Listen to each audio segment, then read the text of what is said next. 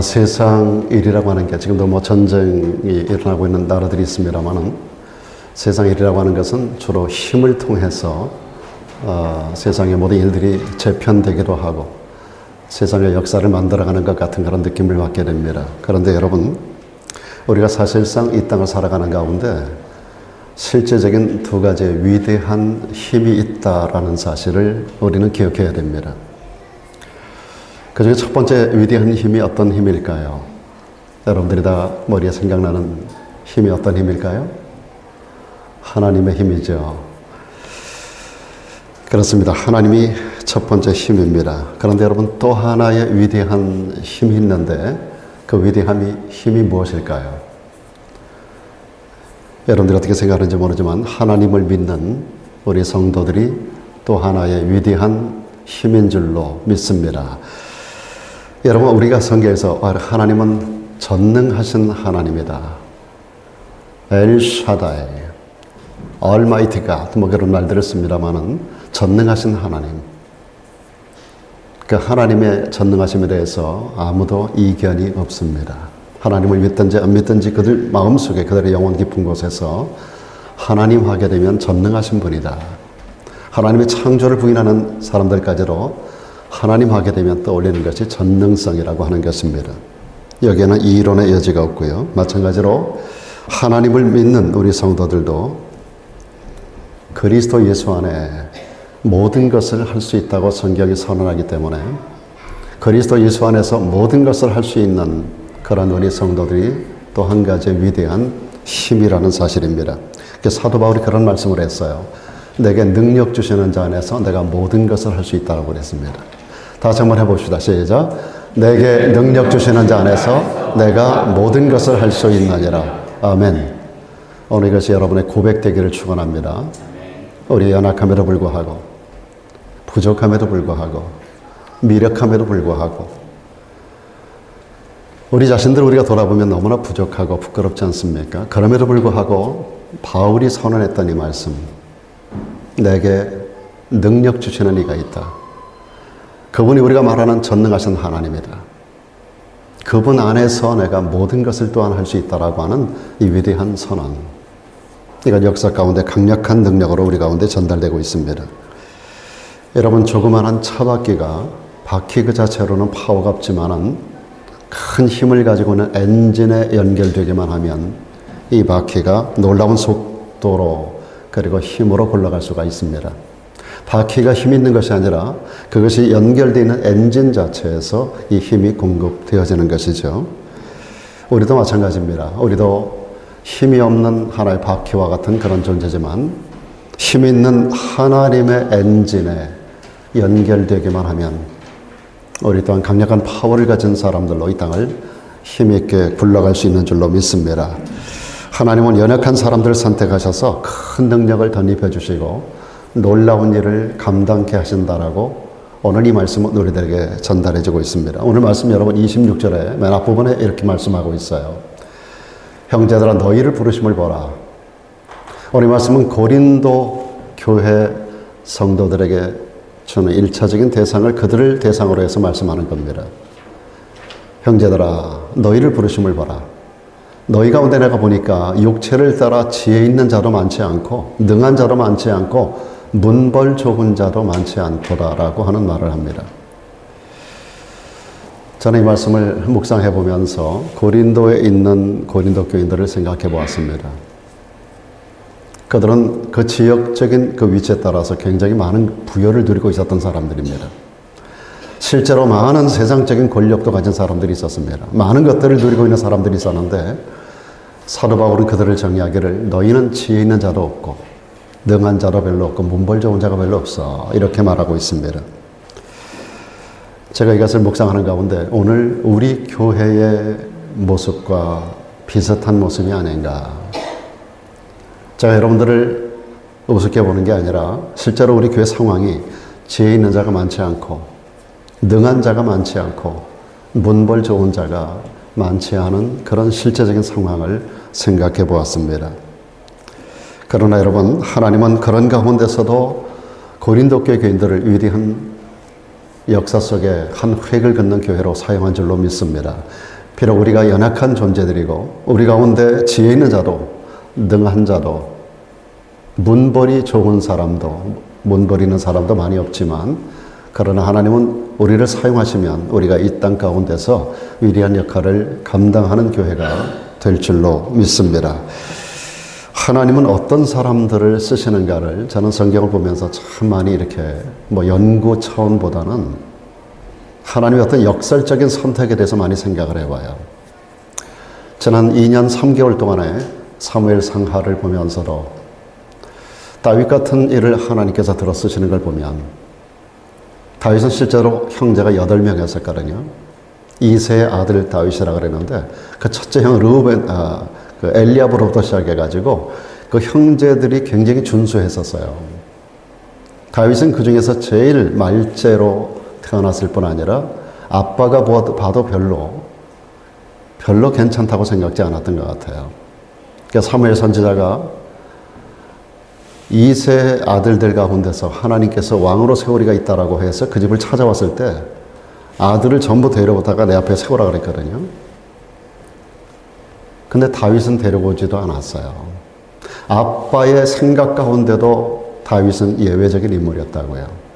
근데 그 성경에 쭉 보면은요, 그 말씀 가운데 쭉 보면 사람들이 하나님 앞에 크게 쓰임받은 사람들 보면 세상적으로 지혜 있는 사람, 또 능한 사람, 문벌 좋은 사람이 별로 없었던 것으로 보여집니다. 그런데 하나님께서는 그를 통해서 또한 그들을 통해서 위대한 역사를 감당해 나가는 것을 성경 역사 가운데 보게 됩니다. 그래서 오늘 여기 사도 바울이 이 말씀을 기록하는 가운데서 그는 참 패러독스한 역설적인 하나님의 택하심에 대한 것을 전달하고 있습니다. 크게 한 3가지 정도로 그가 말씀을 하고 있는데 제일 먼저 그가 던지는 메시지가 뭐냐면 우리 하나님은 세상에 미련한 사람들을 택해서 쓰신다라고 하는 겁니다. 이게 역설입니다. 오늘 대통령실에서 혹은 청와대에서 혹은 백악관에서 세상에 미련한 사람을 데려다 사용하지 않아요. 우리가 이 땅을 살아가면서 작은 기업을 경영해도 아니면 여러분 작은 가게에 인플루이 하나를 쓰더라도 이 미련한 사람 데려다 쓰고 싶어하는 사람 아무도 없어요. 그런데 하나님의 역설적인 선택은 미련한 사람을 선택한다는 거예요. 그래서 어떻게 하겠다는 거냐? 지혜 있는 자들을 그들을 통해서 부끄럽게 하신다라고 바울이 말하고 있습니다. 여기서 미련하다라고 하는 단어는 상식이 없다라고 하는 그런 의미가 아닙니다. 분별력이 모자란다는 의미도 아닙니다. 때로 엉뚱한 짓을 하는 그런 사람을 얘기하는 것도 아닙니다. 그 의미는 인간의 지혜와 능력을 의지하지 않는 사람이라고 하는 뜻을 가지고 있습니다. 우리 사람들마다 가지고 있는 나름대로의 능력이 있습니다. 내가 의지하는 세상에 어떤 것들이 있다고요. 근데 그런 것들을 의지하지 않는 사람이 여기서 말하고 있는 미련한 사람이라는 겁니다. 오늘 그런 의미에서 바울이 말하는 미련한 자가 되어지기를 주의 이름으로 부탁을 드립니다. 저는 마음속에 그래. 내가 처음 예수를 믿을 때부터 내가 목사 안수를 받을 때부터 오늘날까지 내가 나를 돌아보니까 참 인간적인 미련한 존재였었는데 그러면서도 하나님께서 나를 여기까지 쓰신 이유가 뭘까 생각을 해봤어요. 가진 것이 없어서도 였겠고 배운 것이 부족해서도 였겠고 내 능력의 연약함 때문이었기도 했겠지만 그런 가운데서도 주님이 내게 소망을 주셨어요. 너 나를 붙들어라. 나를 붙들어라. 제가 처음 목회를 시작할 때 제 은사 목사님께서 저희 교회를 방문하셨고 또 저에게 주셨던 말씀 가운데 그런 말을 하셨어요. 김 전도사, 교회 강단에 3개의 구멍을 뚫어야 돼. 3개의 구멍을 뚫어야 돼. 어떤 구멍이라고 생각하십니까? 2개의 무릎이 거하는 자리에 구멍이 뚫려야 되고 그리고 또 하나의 구멍이 어디로 뚫려야 될까요? 하늘로 뚫려야 돼요. 하나님 앞에 무릎을 꿇고 하늘의 하나님을 바라보면 네 시작은 미약하지만 창대한 역사가 일어날 거야. 그런 말씀을 제 은사 목사님이 해주셨어요. 그분 우리 기독교 한국 침례교단의 가장 큰 교육 목회를 하는 우리 은사 목사님이에요. 그분이 저에게 주셨던 귀한 말씀입니다. 저는 평생에 이 말씀을 마음에 새깁니다. 제가 처음 목회자로 나갈 때 하셨던 말씀이에요. 제가 안수를 받을 때도 이 말씀을 가슴에 새겼고 일생을 살아가면서 이 말씀은 절대로 틀리지 않는 말씀이라고 저는 늘 생각하고 있어요. 여러분 인생길에도 여기서 말하는 미련한 자, 이 미련한 자는 세계 구멍을 뚫는 사람이에요. 인간적인 능력을 의지하지 않는 사람이에요. 인간의 지혜를 신뢰하지 않습니다. 여러분 인간의 지혜와 능력이라는 게 얼마나 갑니까? 여러분 참된 능력은 위로부터 오는 줄로 믿습니다. 그래서 여러분 오늘 사도 바울이 말씀하는 이 본래적인 의미는 세계 구멍을 뚫으라는 거예요. 아래로 두 개의 무릎 닿는 구멍을 뚫어라. 그리고 위로 하늘로 향하는 하나님을 향하는 구멍을 뚫어라. 하나님께로부터 오는 힘이 진짜 힘이라는 사실을 믿고 살아가는 사람, 이런 사람이 약할 때 강함되는 줄로 믿습니다. 하나님은 결코 인간의 지성이라든지 뛰어난 인간의 과학 문명을 가지고 이 세상을 구원하려고 하시지 않습니다. 다만 십자가라고 하는 단순성, 그분의 죽으심과 부활이라고 하는 심플한 복음, 연약한 것 같지만, 가장 무력한 것 같지만, 가장 처참한 것 같지만, 그러나 거기에 가장 강력한 능력이 있다는 사실을 우리 가운데 전달해 주신 분이 바로 예수 그리스도십니다.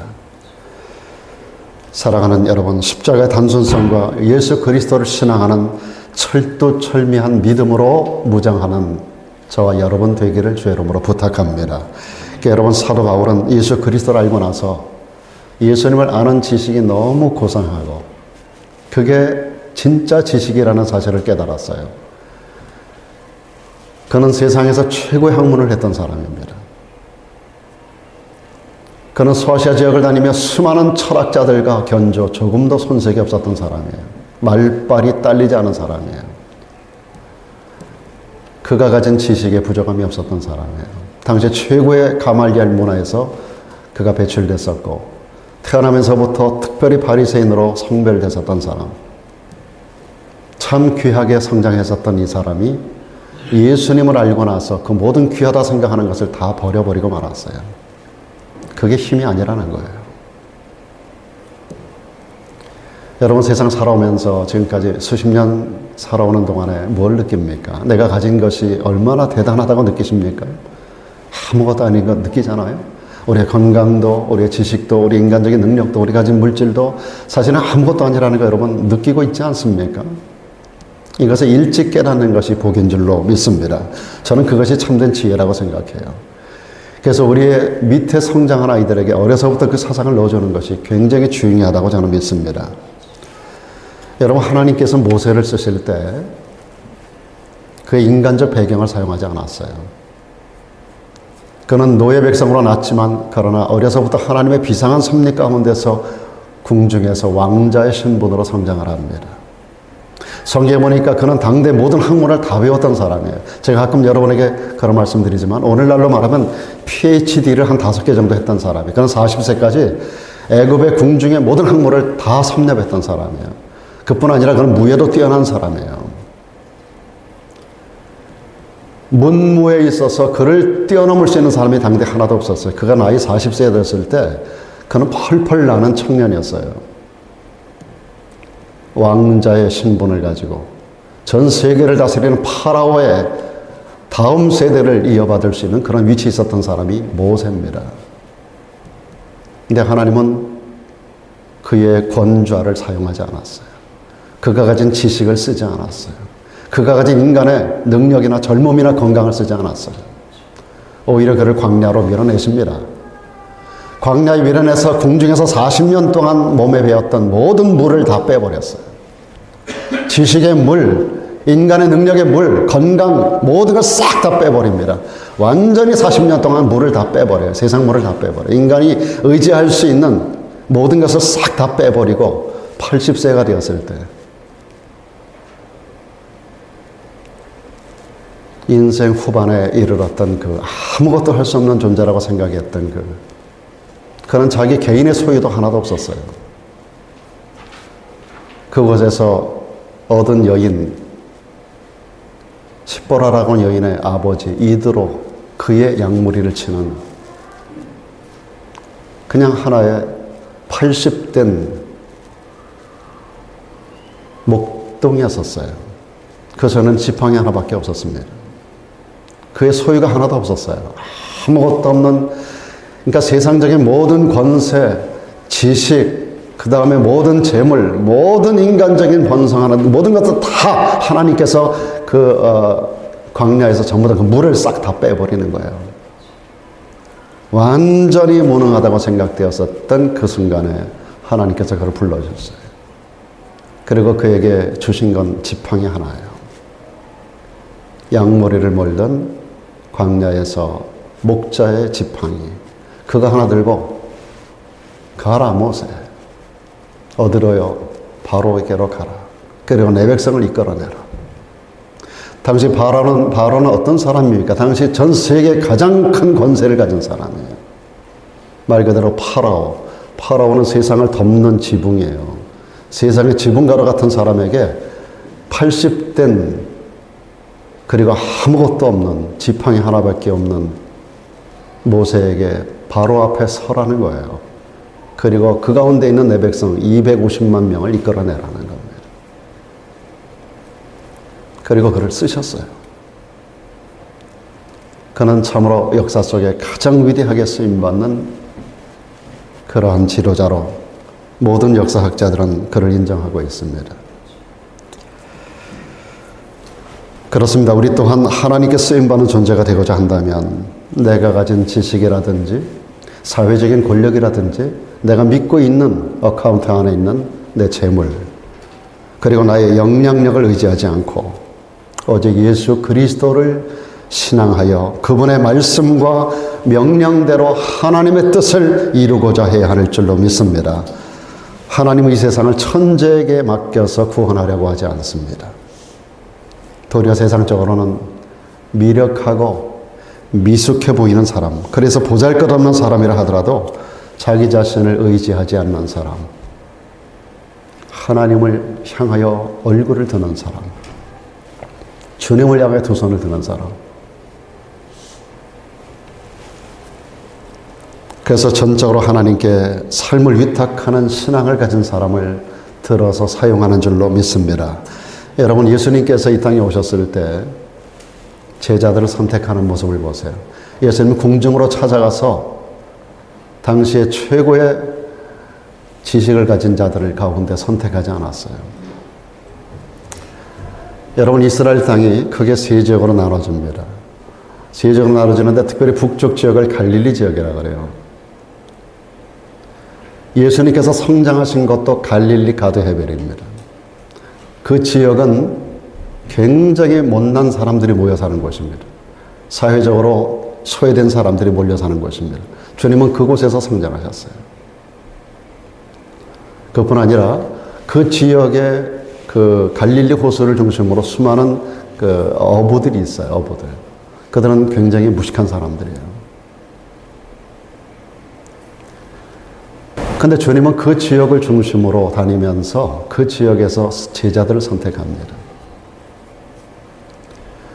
그들을 통해서 우리 주님은 역사를 뒤집어 놓으셨어요. 그들이 비록 세상적으로는 말 그대로 미련한 사람들이었었는지 모르지만은, 그러나 그들을 통해서 우리 주님은 그들이 전파하는 십자가에서 죽으신 그리고 부활하신 예수 그리스도의 십자가의 복음과 부활의 복음, 이거 하나 들고 주님 주시는 능력, 성령을 통해서 역사하시는 그 능력 하나 믿고 그들을 보내셨을 때 하나님께서 그들을 통하여 로마를 뒤집고 그리고 그들이 전 세계를 뒤집는 역사를 만들어냈습니다. 여러분, 19세기의 가장 위대한 전도자 중에 한 사람이 저 시카고의 유명한 부흥사였던 드와이트 무디라고 하는 사람입니다. D.L. 무디라고 하잖아요. 이 무디가 살았던 시대 많은 하나님의 종들이 있었어요. 세상에 탁월한 영향력을 나타내는 사람 가운데도 가장 뛰어나게 쓰임받은 사람이 무디입니다. 그런데 이 무디라고 하는 사람은 영어권에서 났음에도 불구하고 그 영어 어휘조차도 문법에 맞게 제대로 구사하지 못했던 사람이라고 그래요. 그가 설교 한번 하면 어떤 사람 앞에 앉아가지고 노트에다 쓴다는 거 의뢰받을 생각하지 않고, 교회마다 그런 사람이 있어요. 제가 다녀보니까 은혜받을 생각은 하지 않고 뭐 하나 꼬집을 생각만 하는 교인들이 있더라고요. 그런 사람이 앞에 앉아가지고 무디 목사님이 1시간 설교를 하고 나면 그걸 다 적는데, 은혜 받으려고 적는 게 아니라 또 내용 전체를 적는 게 아니라 서투른 부분들, 틀린 그 말, 어휘, 사용하는 그 문법 이런 것들을, 틀린 부분을 한 300가지를 매일같이 지적하는 사람이 있었대요. 그래서 예배 끝나고 나면 저 문에서 인사하는 무디 목사님에 가서, 목사님 오늘 이렇게 많이 틀리셨다고. 그런 무디 목사님이 그에게 웃으면서 그런 얘기를 했다는 일화가 있습니다. 당신이 시작한 대로 나는 그렇게 부족한 사람입니다. 그런 나도 하나님이 이렇게 크게 쓰신다면, 당신이 주의 일을 한다면, 당신이 내가 전하는 복음을 당신이 틀림없이 그런 모든 그 구조에 맞춰가지고 틀림없이 당신이 그 복음을, 똑같은 복음을 전할 수만 있다면 당신은 나보다 얼마나 크게 하나님께서 쓰시겠습니까? 나같이 부족한 사람도 하나님이 이렇게 크게 쓰시는데, 무디가 일생을 통해서 복음을 전하며 구원한 사람이 100만 명이 넘는답니다.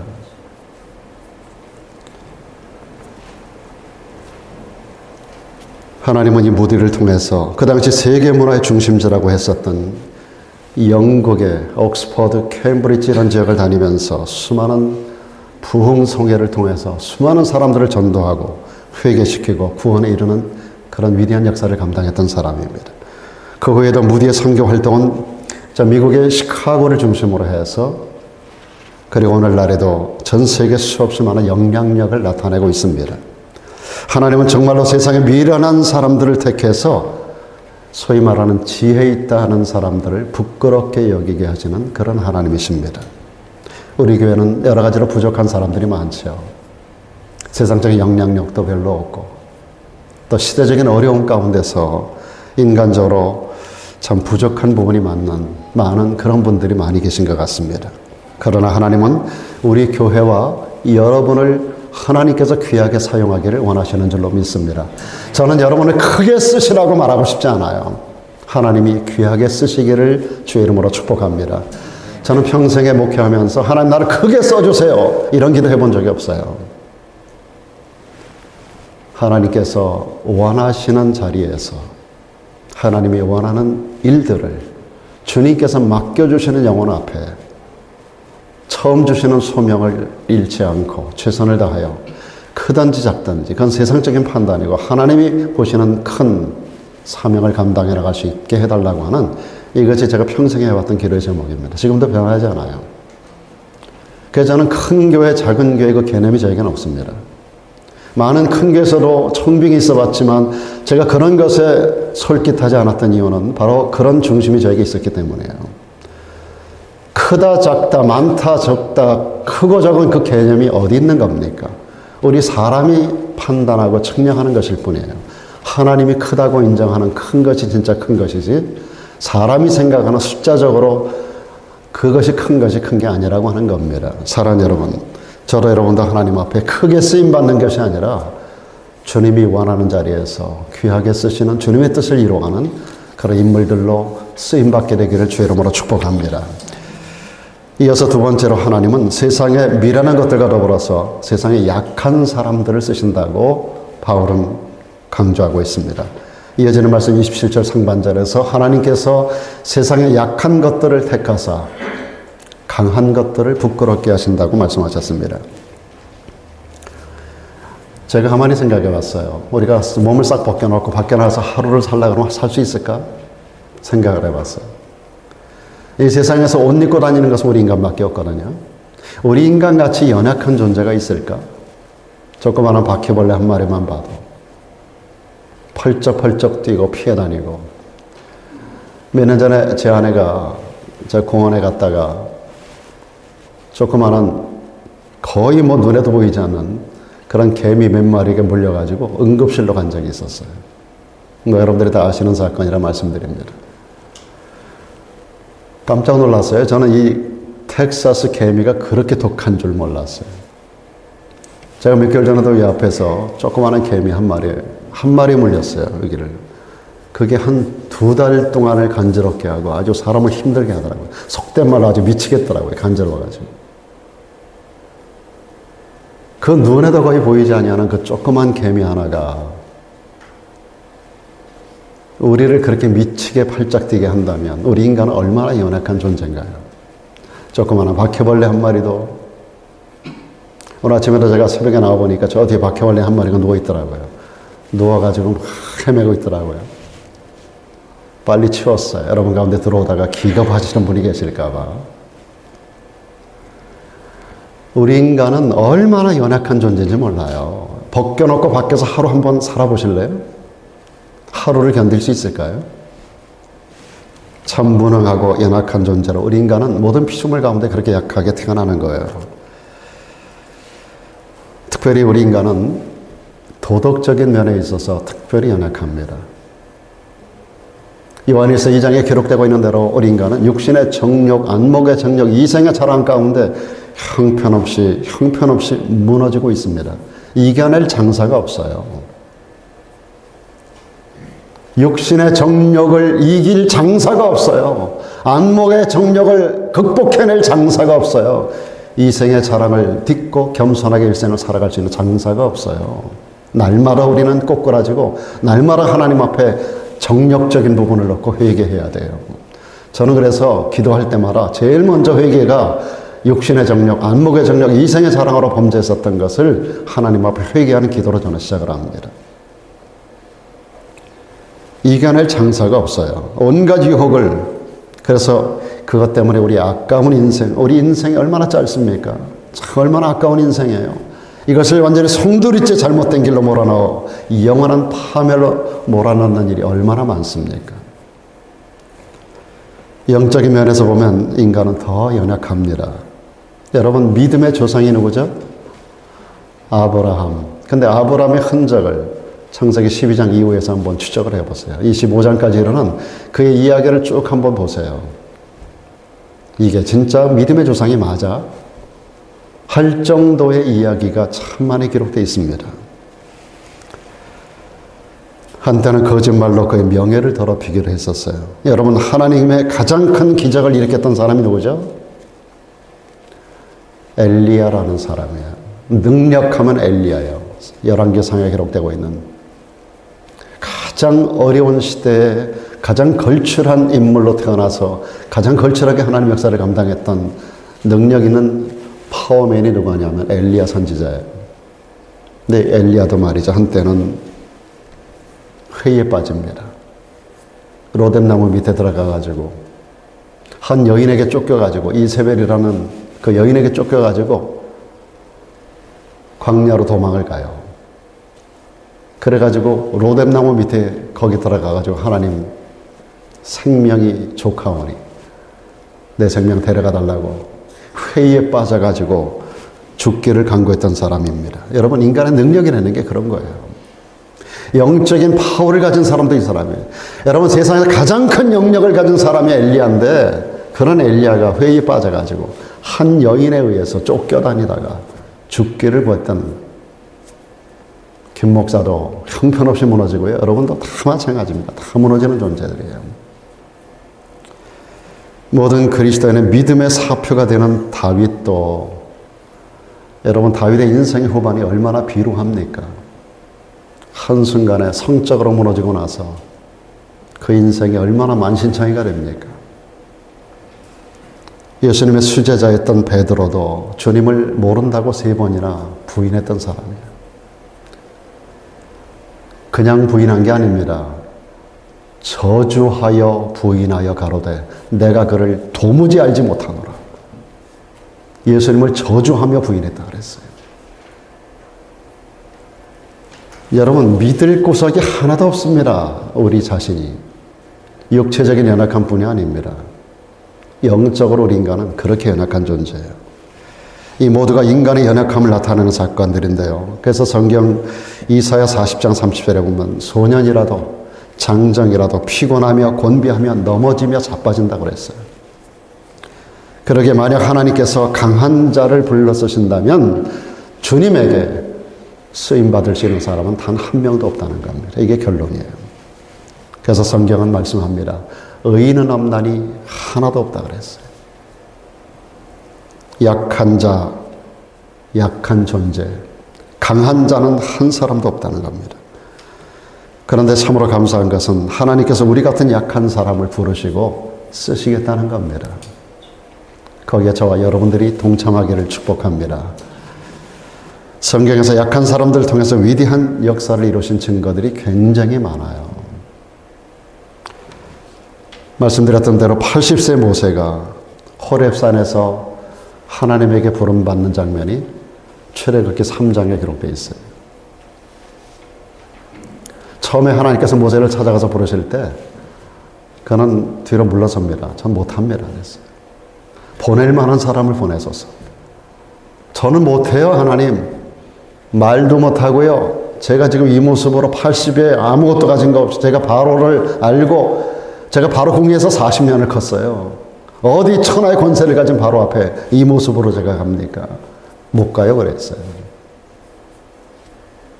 하나님께서 그를 설득하셔서 겨우 마음을 돌려놓으셨어요. 그래서 이제 모세가 가기로 결정을 합니다.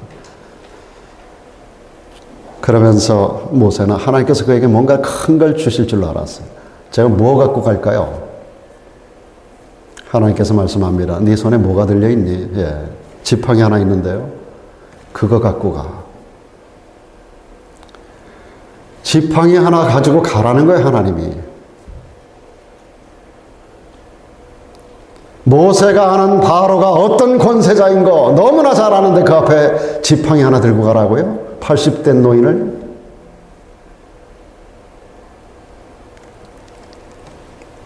지팡이가 뭘 상징하는 겁니까? 세상에 가장 약한 것을 상징하는 거예요. 여러분, 이사야서에 보면은 우리 인간을 지렁이 같은 존재라 그랬어요. 지렁이 같은 너 야곱아. 그런데 그런 연약한 존재를 타작기계로 삼으시겠다고 말씀합니다. 우리가 지팡이 같은 존재고 지렁이 같은 존재입니다. 가장 열악한 존재지만 주님에게 붙들려 쓰임을 받을 때 우리는 타작기계 같이 쓰임받을 줄로 믿습니다. 그 지팡이가 바로 바로의 왕좌를 흔들었어요. 그 지팡이를 들 때 하늘이 열립니다. 그 지팡이를 내리치면 바다가 갈라집니다. 그 지팡이로 바위를 때리면 바위에서 생수가 터져나오고요. 이 약한 지팡이 하나로 소위 말하는 세상이 말하는 강력한 파워를 다 무너뜨리고 해체시켜버리고 말았습니다. 바로가 붙드는 10가지 신을 완전히 무너뜨리고 말았습니다. 이게 애굽에 임한 10가지 재앙입니다. 그 지팡이 하나로 세계 최고의 권세자를 완전히 무산시켜버리고 말았어요. 다윗도 그랬습니다. 갑옷도 입을 수 없는 연약한 소년이었던 다윗이 천하의 골리앗을 때려 눕히는 거 보십시오.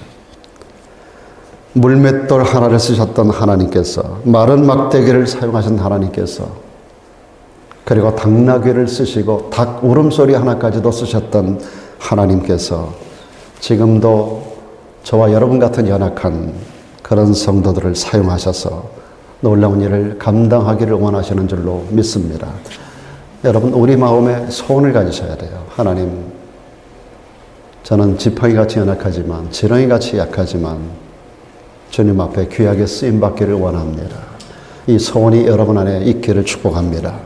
사랑하는 여러분, 우리 약함과 부족함 때문에 절대로 움츠러들 필요가 없습니다. 여러분, 여름에 그 대평원을 보세요. 그 사자들이 뛰고 모든 수많은 그 들짐승이 뛰어다니는 그 대평원을 보세요.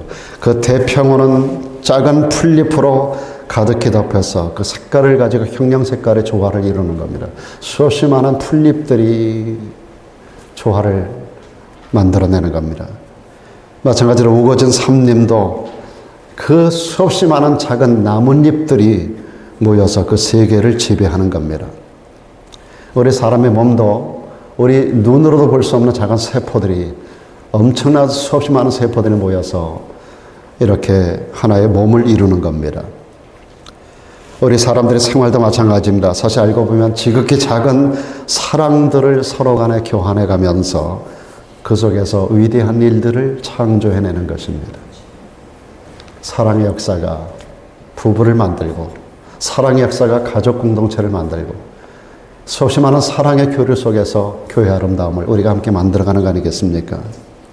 사도 바울이 이 진리를 깨달았을 때 그는 이런 말을 합니다. 나의 여러 약한 것들에 대하여 내가 자랑하겠다고 그랬습니다. 약한 것 때문에 창피했었는데 알고 보니까 약한 것이 자랑거리라는 거예요.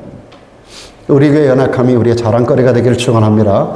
여러분이 생각해왔던 모든 연약한 것들, 모든 약한 것들, 이것이 여러분의 자랑거리가 되기를 축복합니다. 바울이 그렇게 말했어요. 약할 때, 그때가 곧 강함이라고 말합니다.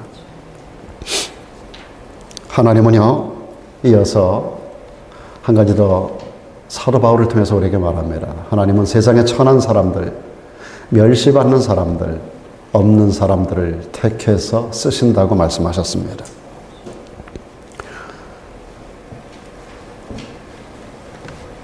여러분, 예수님의 족보가 기억나시나요? 성경을 읽으라 그러면 마태복음 1장을 통과를 못해서 성경을 읽다 포기하는 분들도 있다 그럽니다.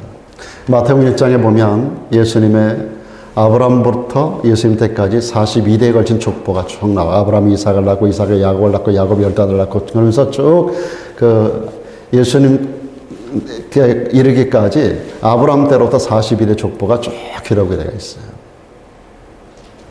아브라함과 다윗의 자손 예수 그리스도의 세계라. 아브라함이 이삭을 낳고, 이삭, 야곱을 낳고, 그러면서 쭉 예수님이 이 땅에 탄생하시는 그 순간까지 쭉 이야기가 나와 있는데, 거기 보면은요, 여자들의 이름이 5명이 나와요. 거기 보면 사라의 이름도 나오지 않아요. 리브가의 이름도 없어요. 거기에 우리가 생각할 수 있는 위대한 여인들의 이름은 하나도 나오지 않아요. 여러분, 예수님의 40일의 족보에 쭉 보면 이상하게 5명의 여인들이 등장하는데 그 여인들이 출신 성분들이 별로 좋지가 않아요. 기생 라합이 들어있습니다. 시아버지와 불륜을 벌였던 다말이라는 여인이 나와요. 그리고 이방 여인 룻이 나오고요. 예수님의 족보에 다윗이 불륜을 저질렀던 대상인 밧세바가 등장하고요. 그리고 마리아라는 여인까지, 마리아도, 예수님의 어머니 마리아도 그 당시 사회적인 신분이 아주 천한 그런 위치에 있었던 여인이에요. 이 5명의 여인들이 예수님의 40일의 족보 가운데 나오고, 소위 우리가 생각하는 위대한 여인들이 한 명도 이름이 등장하지 않아요. 왜? 의도적으로 그렇게 기록하지 않았을까요? 하나님이 어떤 사람을 쓰시는가를 우리에게 보여주는 거예요. 이방여인이어도, 불륜했었던 여인이었어도, 몸 파는 여자였었어도, 사회적인 신분이 천한 여자였었어도 이런 사람도 주님의 족보에 들어갈 수 있어 라고 하는 것을 보여주기 위한 의도가 아니었을까요? 저는 그걸 보면 굉장히 은혜를 받아요. 모세는 노예의 자녀로 태어났지만 당시 가장 높은 권력을 가졌던 바로를 신앙으로 무릎을 꿇렸습니다. 완전히 모세 앞에 무릎을 꿇었어요. 혹 여러분 중에는 자신의 모자람 때문에, 연약함 때문에 부끄럽게 생각하는 분들도 있을 거예요. 우리 집은 왜 이래? 내 가진 것은 왜 이래? 내가 세상에서 나는 왜 이렇게 천하고 약하고 못났어? 이런 생각하는 분도 분명히 있을 거예요. 그러나 여러분, 세상 사람들과는 다르게 하나님은 그런 여러분들을 쓰기를 원한다고요. 비록 내가 천해도, 여기 말씀 그대로예요. 천해도, 멸시를 받아도, 내가 비록 가진 건 없어도 하나님이 나를 들어 쓰기를 원하신다니까요. 오히려 자신의 부족을 알고 항상 겸손할 수만 있다면 노인도 하나님께서 크게 쓰신다는 사실을 알아야 되고요. 가난한 사람도, 그래서 돈이 없어도 하나님이 우리를 크게 쓰실 수 있고요. 학식이나 권력이 없어도 하나님께서 우리를 귀하게 사용하실 수 있다는 거 아셔야 돼요. 여러분, 이스라엘 땅에 아까 엘리야 얘기했으니까 한 가지 말씀드리면, 이스라엘 땅에 그 아합이 통치하던 시대에 가장 국가적으로 어려움을 당했을 때가 있었어요. 이방 여인 이세벨이 들어오면서 그 땅 전체가 우상화가 돼버리고, 그런 가운데서 하나님이 가장 싫어하는 일들로 인해서 그 땅에 저주가 임합니다. 그래서 3년 6개월 동안 그 땅에 비가 오지 않는 그런 일이 있었어요. 그런 가운데서 하나님께서 엘리야 하나를 선택해서 엘리야를 통해서 그 땅에 이제 저주를 내리기도 하고 나중에 비를 내리기도 해요. 이것이 야고보서 5장에 기록되고 있잖아요. 엘리야는 우리와 성정이 같은 사람이라되 저가 비 오지 않기를 간구한 즉 하늘이 3년 6개월 동안 비가 아니오고 다시 기도한 즉 하늘이 비를 주고 땅이 열매를 내어나니라.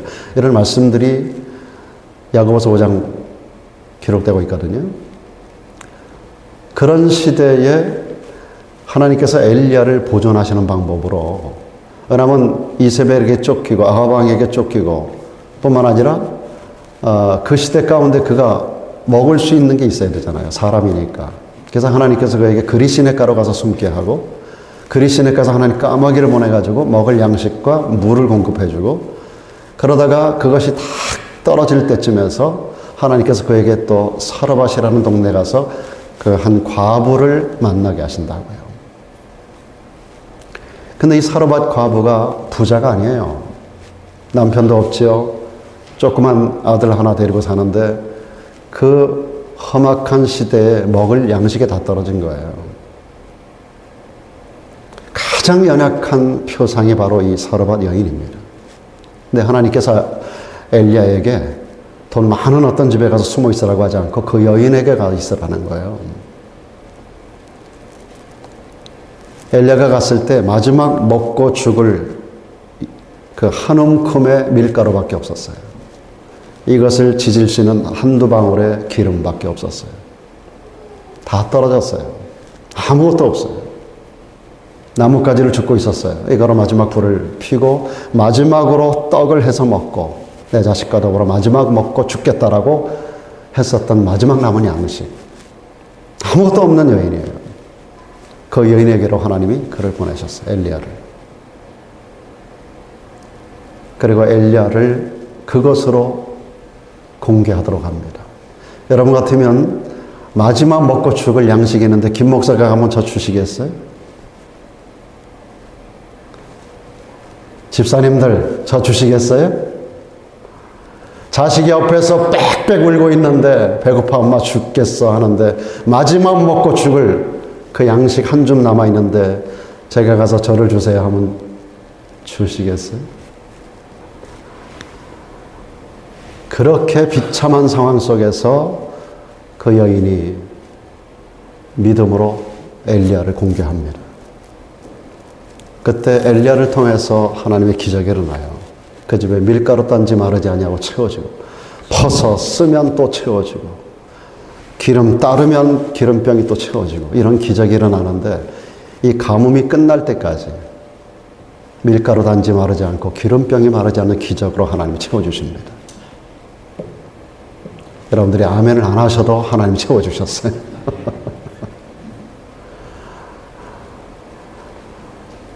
사랑하는 여러분, 이 어려운 시대 3년 6개월 가운데서 6개월은 하나님이 그리시네가에서 공급해 주셨어요. 까마귀를 통하여. 나머지 3년은 이 과부를 통해서 엘리야를 공격해 하는데, 그리고 나서 하나님께서 때가 되어 엘리야를 불러내요. 그리고 하늘의 하나님 앞에 기도하게 하십니다. 그리고 하늘에서 비를 내리게 해요. 이런 기적적인 역사를 일으키는 과정 속에서 이것은 실제적으로 국가의 운명을 결정하는 문제입니다. 이 엘리야 한 사람의 생존이 당시 국가를 생명 전체를 결정하는 문제라고요. 그때 쓰임받은 여인이 바로 이 사르밧 과부예요. 사르밧, 차르밧, 사렙다 뭐 여러 가지로 기록되고 있습니다. 이 사렙다, 사르밧, 차르밧 이 여인이 이때 이 역사 속에서 쓰임받는 인물이 되었다고요. 사랑 여러분, 천한 사람, 멸시받는 사람, 없는 사람이라고 해서 쓰임받지 못하는 게 아니에요. 그 사람이 과연 자기의 가장 작은 것을 가지고, 가장 부끄러운 것을 가지고, 마지막 한 움큼밖에 없는 밀가루 한 줌 가지고 내가 어떻게 사는가에 따라서 하나님이 나를 크게 쓰실 수 있다는 사실을 우리는 반드시 기억을 해야만 되는 것입니다. 여러분, 다니엘서에 보면 다니엘 2장에 당시 그 바벨론에 이스라엘이 포로로 잡혀가서 바벨론의 통치자가 느부갓네살이라고 하는 왕이 있었는데 그가 어느 날 꿈을 꾸잖아요. 한 신상을 본다고요. 머리에서 발끝까지 금으로, 은으로, 동으로, 철로 그리고 흙으로 쭉 이렇게 만들어진 그런 그 신상을 본다고요. 머리에서부터 가슴에, 양팔에, 흉부에, 이 허벅지로 해서 다리에, 발가락까지 해서 전체가 재료가 금, 은, 동, 철, 흙으로 해서 전부 다 이렇게 해가지고 만들어진 이런 것들을 보여주면서 맨 마지막에 나타나는 사건이 뭐냐면 하늘의 공중에 뜨인 돌이 하나가 뜨더니 그냥 이 신상을 파괴하는 거예요. 내리치는 거예요. 그러니까 와장창 완전히 부스러기로 부서져 버리고 마는 거예요. 그런 환상을 보는 장면이 있습니다. 금, 은, 동, 철 이런 것들은 뭐예요? 세상의 모든 강한 것들, 강력한 파워를 얘기하는 것들입니다. 세상 문화, 세상 사람이 말하는 모든 강력한 것들이 전부 금, 은, 동, 철입니다. 그런 것들이 뜨인 돌 하나에 완전히 부서지고 무더기가 되어버리고 말아요. 여러분, 세상이 말하는 모든 강력한 것, 뜨인 돌이 바로 예수 그리스도를 말하거든요. 주님 앞에 설 때 이 모든 것들은 아무것도 아닌 것으로 완전히 산산이 부서져가고 없어져 버린다는 것입니다. 우리는 어떻게 보면 정말 미련하고 약하고 멸시받고 천하고 없는 그러한 존재들입니다. 그러나 그리스도 예수 안에서 주님 주시는 힘으로 다른 어떤 존재도 할 수 없는 위대한 하늘나라 건설에 놀라운 힘을 발휘할 수 있는 하나님의 자녀된 그의 속한 그의 택한 백성임을 믿으시기를 바랍니다. 우리의 부끄러움과 연약함을 통해서 하나님의 영광을 존귀하게, 저는 크게라는 말보다는 존귀하게라는 말을 쓰고 싶어요. 우리가 크면 얼마나 크겠어요. 저는 여러분 전체가 가진 부끄러움, 연약함, 그리고 여기서 말하고 있는 천함과 멸시받음과 그리고 소유의 없음까지도 하나님께서 쓰실 수 있는 도구가 되어서 그렇게 하나님의 영광을 드러내는 그런 귀한 존재들로 이 땅을 살아갈 수 있기를 주의 이름으로 축복합니다. 하나님은 여러분을 쓰기를 원하십니다. 김 목사를 여기까지 쓰신 하나님께서 여러분을 쓰기를 원합니다. 기도하겠습니다.